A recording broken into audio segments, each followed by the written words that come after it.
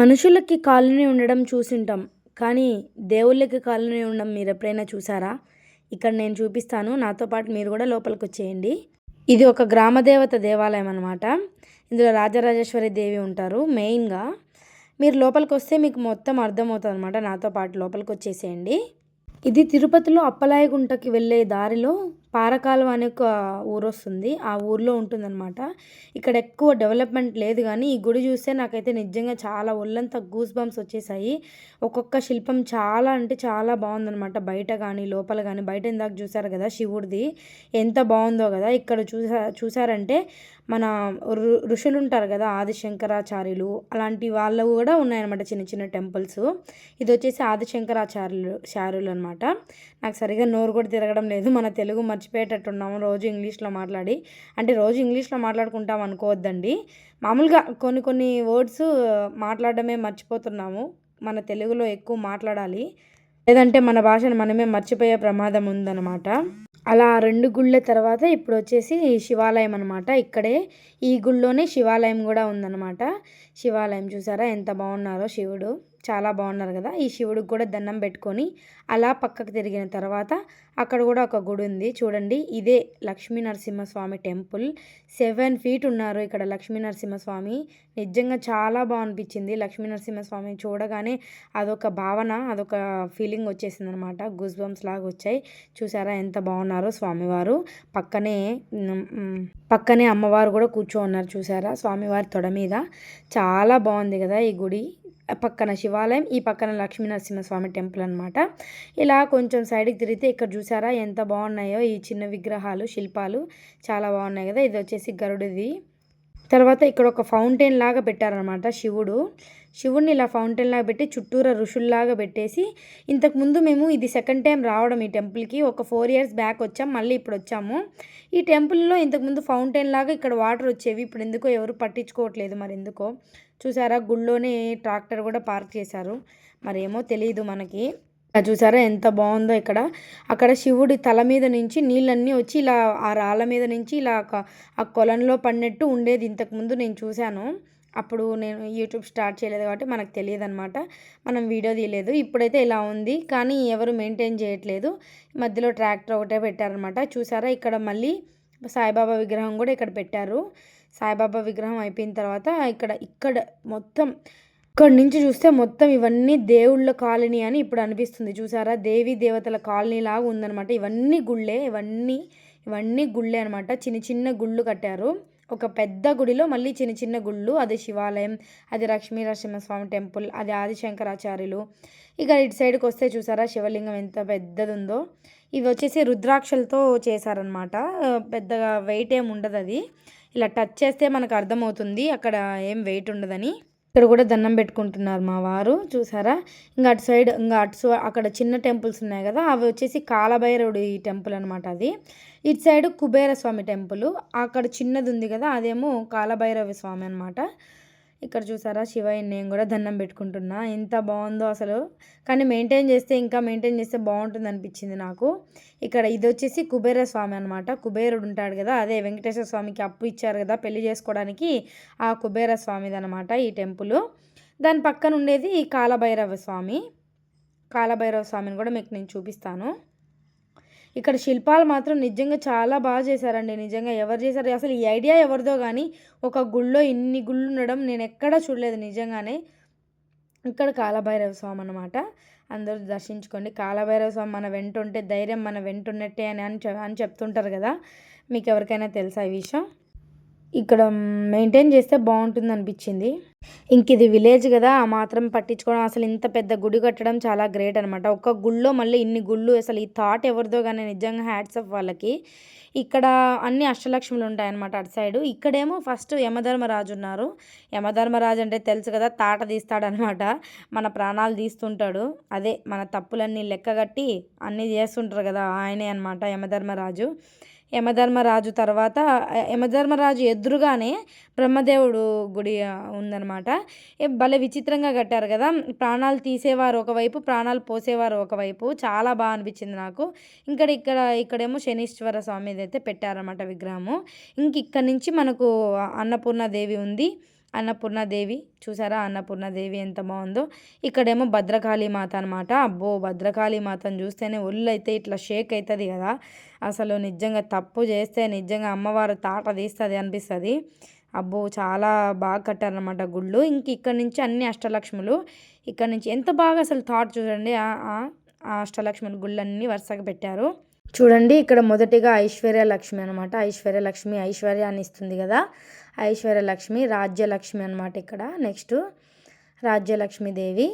మనం శివుణ్ణి, లక్ష్మీ నరసింహస్వామిని, సాయిబాబాని, ఇంకా కుబేర స్వామి, ఇంకా కాలభైరవ స్వామి, ఇంకా శనీశ్వర స్వామి, ఇలాగా అందరినీ రకరకాల దేవుళ్ళన్నీ చూసాం కదా. ఇప్పుడు అష్టలక్ష్మిలు చూస్తున్నాం. ఐశ్వర్యలక్ష్మి అయిపోయింది, రాజ్యలక్ష్మి అయిపోయింది.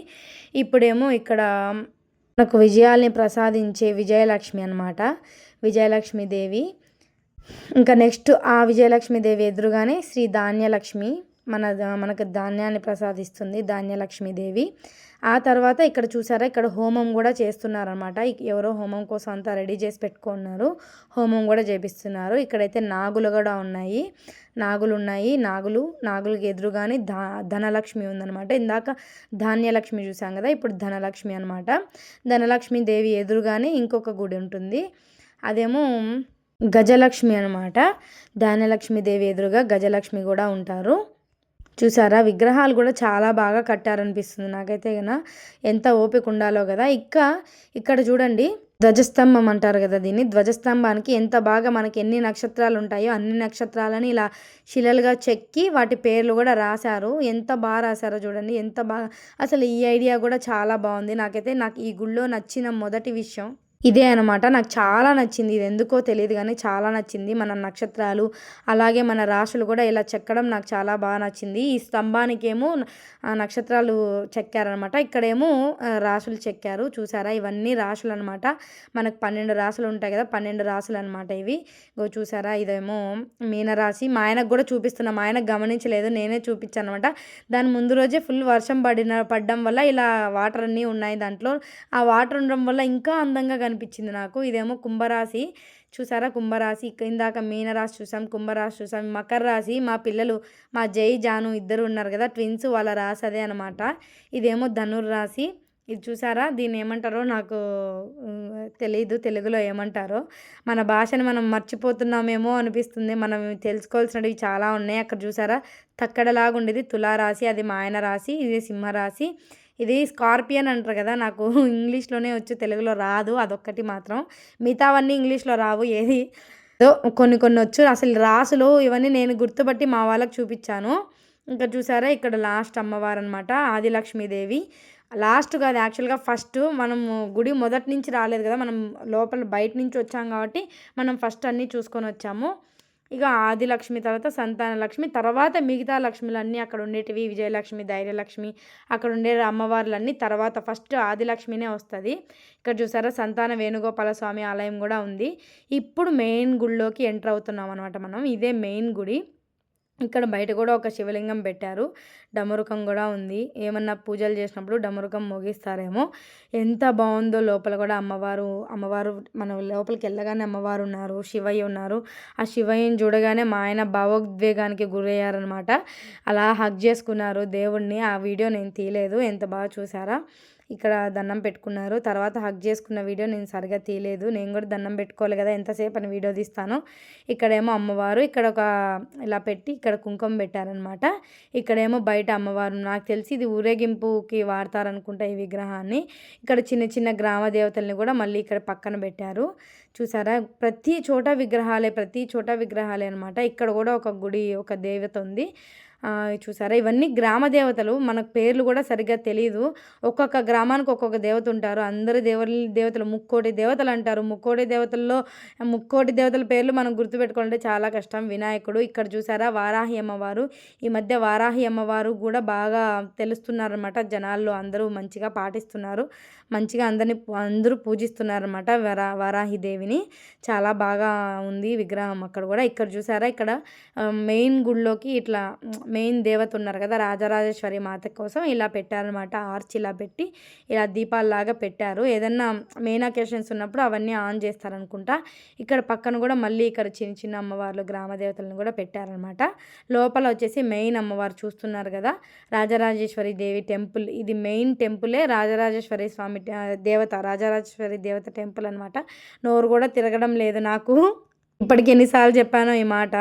అసలు నిజంగా మనం మాట్లాడే మాటలు తడబడకుండా ఉండాలి, అప్పుడే బాగుంటుంది వీడియో. కానీ చూడండి దేవత ఎంత బాగున్నారో కదా, చాలా కలగా ఉన్నారు అమ్మవారు. నాకైతే చాలా నచ్చింది ఈ టెంపుల్. నాకైతే నిజంగా చాలా చాలా చాలా నచ్చింది.